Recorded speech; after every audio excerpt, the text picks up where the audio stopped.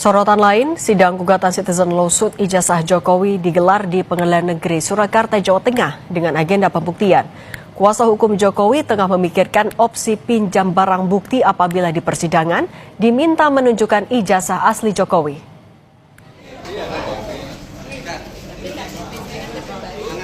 Tak seperti biasa, persidangan gugatan Citizen Lawsuit dipenuhi pengunjung. Melalui kuasa hukumnya, pihak penggugat meminta pengadilan agar dilakukan pencocokan ijazah.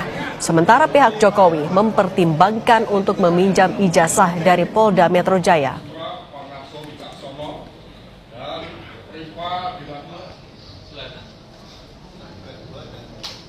Ketika pada proses pemeriksaan kami menghadirkan saksi seperti Adinda Rismonsyah Nipar, Mas Roy Suryo, dan Bu Dr. Tifa, dia tidak hanya datang sekali. Ketika lawan membuktikan ijazah, saya minta mereka boleh lagi hadir.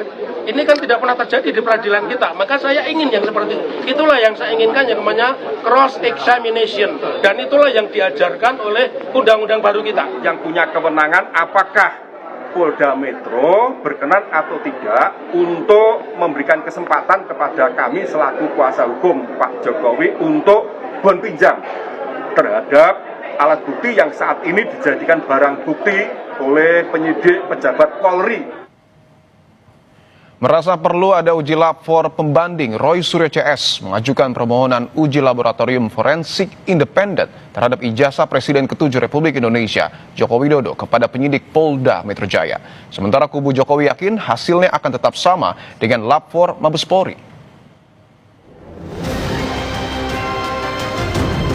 Karena begini, jadi yang pertama adalah BRIN, Badan Riset dan Inovasi Nasional. Yang kedua, Laboratorium Forensik Universitas Indonesia. Mau diuji ulang oleh BRIN apa kita yakin tidak bisa menguji kita sebagai independen.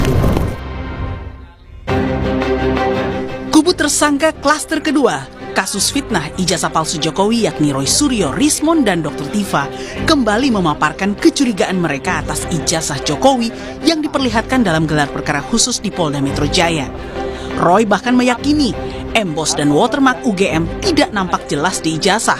Sementara warna pas foto Jokowi juga nampak bukan kualitas cetakan tahun 85 yang menurut Roy sudah pasti mulai pudar. Di map ini, noktah atau kotoran yang ada di sebelah kiri ini tidak terlalu nampak. Kemarin tampak sekali. Saya jadi berpikir, apakah ini barang yang sama? Jangan-jangan ada barang yang lain. Jangan-jangan, sekali lagi. Karena di sini sama sekali nggak ada watermark. Sama sekali nggak ada emboss. Fotonya sangat jelas, sangat tajam. Sekali lagi saya pastikan, 99% tidak mungkin foto ini dibuat 40 tahun yang lalu. Tidak mungkin foto sangat kontras ini. Apalagi dulu di Jogja, hanya ada beberapa studio foto profesional yang saya sebutkan dalam tulisan panjang saya. Ada Star, ada Huasin, ada Likong, ada Arta Duta, Joni Hendarta, Heri Gunawan, dan sebagainya. Kita sebagai mahasiswa nggak kuat untuk nyetak di situ. Kita nyetaknya di gerobak-gerobak cetak pinggir jalan dengan lampu petromak. Itu tahun 85. Iya, dan mahasiswa yang nyetak di sana biasanya nyetak pas fotonya pada saat itu jadi. Tapi lihat 10 tahun, 20 tahun lagi, pas fotonya hilang, sudah memburam. Namun pemaparan Roy yang diklaim sebagai sebuah penelitian dinilai kuasa hukum Jokowi sebagai dalih untuk menghindari jerat pidana fitnah. Menurutnya, Roy CS mendadak mengaku sebagai peneliti begitu tudingan mereka dipolisikan Jokowi. Perlu dicatat, di 31 objek itu tidak ada satu kalimat pun menyatakan dia sedang melakukan penelitian. Tidak ada satu kalimat pun yang menyatakan dia sedang melakukan kegiatan akademis. Sama sekali tidak, boleh cek, publik bisa lihat. Ya. Jadi clear itu nggak ada urusan akademis, urusan penelitian. Lalu setelah kami laporkan, sebulan kemudian mereka langsung merubah menyusun strategi pembelaan, mengklaim diri sebagai peneliti. Merasa perlu ada uji lab for pembanding, Roy Suryo CS pun mengajukan permohonan uji laboratorium forensik independen terhadap ijazah Jokowi ke Polda Metro Jaya. Mereka mengusulkan Badan Riset Nasional dan UI sebagai pelaksana uji lab for tandingan. Merespons permohonan tersebut, kubu Jokowi tetap yakin hasilnya akan sama dengan uji lab for Mabes Polri.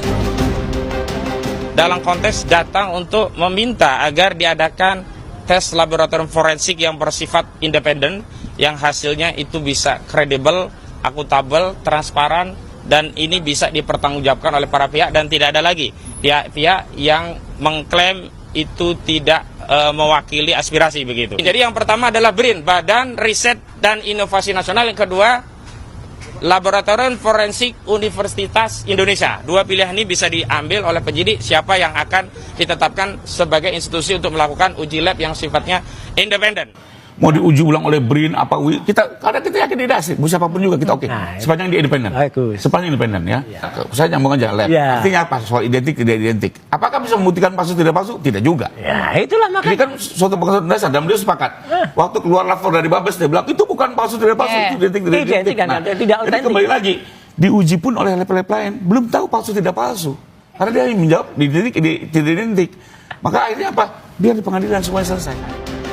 Sementara itu, psikolog forensik Reza Indragiri menilai dalam persidangan nanti, hakim harus disuguhkan 2 hasil uji penelitian dari para pihak agar hakim bisa memutuskan perkara ijazah Jokowi secara komprehensif dari berbagai sudut pandang.